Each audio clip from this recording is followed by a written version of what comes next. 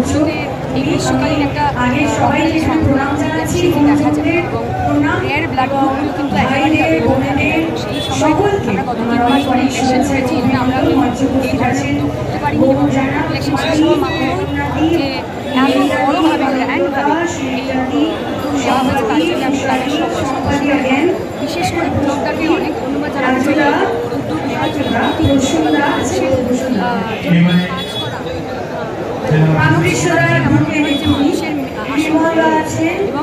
আমাদের ধর্ম হচ্ছে আমাদের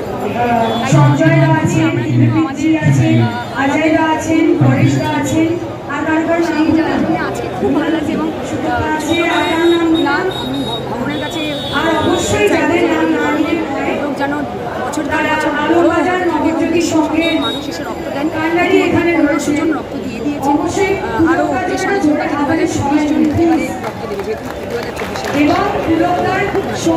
জেনারেলি যে রক্তদান শিবিরগুলো হয় তাতে দেখি 50 থেকে 100 জন ম্যাক্সিমাম রক্ত সেখানে দাঁড়িয়ে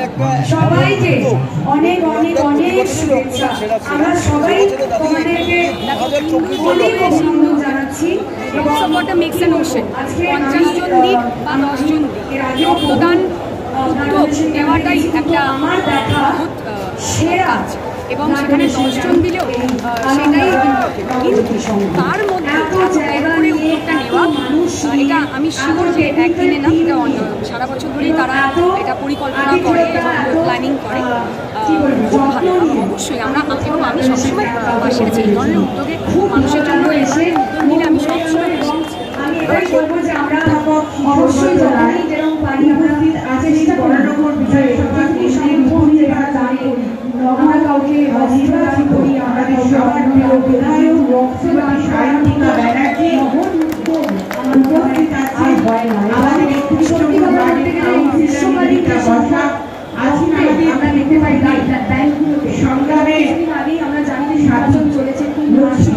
সেই সময় আমরা করতে পারি না